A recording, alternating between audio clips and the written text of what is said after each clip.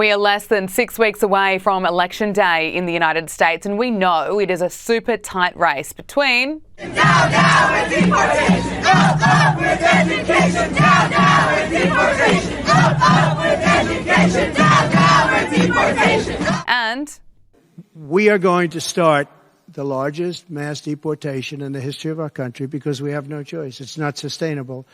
And we are going to start with violent criminals, and we're going to start then with criminals.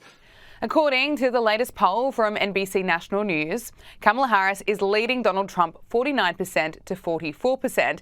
And NBC News wrote about Kamala Harris's impressive transformation because she's somehow managed to jump 16 percentage points since July. NBC News says that it's the largest increase for any politician in NBC News polling since then President George W. Bush's standing surged after the 9/11 terrorist attacks. So, how did Kamala Harris go from someone who was widely perceived as an average vice president to the likely next commander-in-chief in just a matter of months? It might have something to do with the left-wing media running a pro-Kamala Harris campaign. Kamala Harris! Yeah. But in our country, we need you to be Mamala of the country. No, I'm not. I just said I'm not going to vote for her. Kamala Harris is not running for perfect. She's running against Trump. We have two choices. And so there are some things you might not know her answer to. And in 2024, unlike 2016 for a lot of the American people, we know exactly what Trump will do, who he is, and the kind of threat he is to democracy. I don't know. It's been 65 days since Kamala Harris became the presumptive and now official Democratic nominee for president, and she has managed to go that entire time without holding an official press conference. That is unbelievable. Thinking about how federal elections and campaigns are run right here in Australia, this type of hiding from the media would never be accepted here. The very basic expectation is for both major party leaders to be holding press conferences nearly every day, which is live streamed right here on Sky News. And senior reporters are on the ground putting tough questions to our leaders and keeping that pressure well and truly on every day until Australians head to the polls. But Kamala Harris is showing the American people that she does not care about transparency. And ultimately, she doesn't really want you to get to know her. She'd rather run on a campaign where she can avoid hard-hitting interviews and watch her popularity rise thanks to the left-wing media, celebrity endorsements, and being boosted by a campaign that is just heavy on vibes and light on policy detail. Kamala Harris is set to finally reveal the details around her plan for what she says is an opportunity economy, but Donald Trump is warning Americans not to fall for it. Kamala Harris is reportedly given a speech in Pittsburgh. You know, her speeches are very short. About her plan to, quote, build wealth. She doesn't know anything about building wealth. But she's been in office for 3.5 years. She's saying what she's going to do if she becomes president. But she's been there almost 4 years. She hasn't done anything except destroy our country. Former White House Press Secretary Sean Spicer joined Sky News and claims that Kamala Harris is getting an unprecedented free pass with the media on her side. And that's been evident in the way she snubbed a top Catholic fundraiser, the Al Smith dinner. But it is unconventional and untraditional.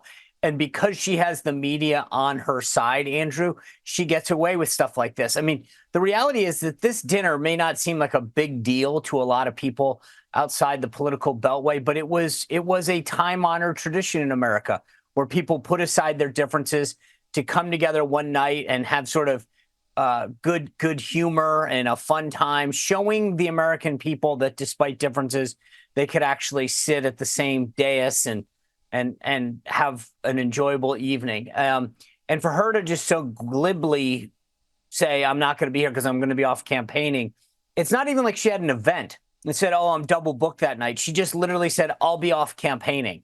It's a big snub to tradition. It's a big snub to Catholics. By the way, it is a charity fundraiser for Catholic charity. So it's a big deal for the people who benefit from that. And it's unfortunate, but sadly, Andrew, over and over again, we've seen since she entered the race that she gets a pass that no other candidate in history has ever had before, and I don't think we'll have again. Yeah, Sean, but you know what the problem is with these things? They are very exposing. You've got to be funny, you've got to be charming, you've got to show a little self-deprecation, wit, and all those things I think are, well, she can't deliver, and it's a high-risk thing for her to go to. I think that is the bottom line here. And you just put your finger on it. For all these people who think she should be out there doing more interviews, doing more speeches, doing things that show a certain side to her that they want to see, her staff knows she's incapable of doing it. That's the dirty secret. It was the same thing with Biden, but for different reasons. When people kept saying he should be out there more, he should do town halls, he should do this. It wasn't that the staff didn't know it. They just knew his limitations. And for different reasons, the staff surrounding Kamala Harris knows the same thing. She's incapable of being unscripted. Now, Sean, I've noted the astonishing result in the Teamster Union poll of members, the drift of some of the recent opinion polls now, particularly in the swing states, the signs of panic, like saying no to this dinner, for instance. How is her campaign going? You know, it's an interesting question that you're asking, because the national media in the United States loves to throw out these shiny nickels and say, look at this national poll. She's up by 4 points. Well, that's great, except we don't vote nationally. We vote by state. And right now, when you look at the path to 270 electoral votes, which is what you need to win, I did this on my podcast the other day. Donald Trump's got several paths to victory, several ways to get 270 votes. She doesn't. In fact, if she doesn't win the entirety of what we call the blue wall, that's Michigan, Wisconsin, and Pennsylvania, she loses. Donald Trump just needs to pick off one state. When you look at the state polls that just came up, Trump is up 4 or 5 points in Arizona. He's up 4 or 5 points in Georgia. He's up a couple points in North Carolina. He's doing what he needs to do. It's Kamala Harris that's on the defense when it comes to a path to 270 electoral votes. But the national media doesn't want to talk about that. They don't want to talk about the erosion in some of these other key demographics. For example, the Hispanic vote, she's up like 20 points. That's great on its face, except for traditionally, that's about a 30-point gap between the Republican and the Democrat. Donald Trump has closed it. So the national media is trying to create the perception through national polls and other things that don't matter that she's actually doing really well and trending in the right direction. But when you scratch beneath the surface and look at what actually will make a deciding factor as to who will be the next president of the United States, who will get those 270 electoral votes, it favors Donald Trump.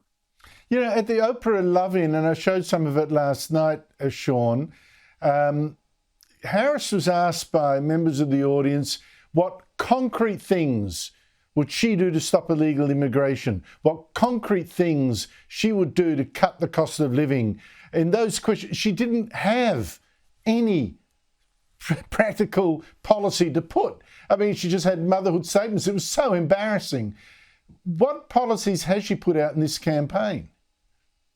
Well, very few, but let's go back to the example that you just highlighted. And I'm so glad that you did, because I've been doing this for 30 years, right? This is the number one issue that voters in America care about, not just the economy, but the cost of things, the cost of goods and services, of food. If you're her staff, if you're Kamala Harris, you know you're getting that question. That's number one every day of the week. And yet here she was again on that Oprah interview, flat-footed. And I'm thinking to myself, this was the gimme. You knew this was coming, and all you needed to do was throw out 4 or 5 ridiculous policies to get through it. And everybody would have said, well, I don't agree with it, but at least I give her credit for it. She couldn't even do that. She just talks about, I sympathize with you and the middle class, this, and that's not a policy. And I think really there you've put your finger on something that I haven't mentioned about the shift away from her.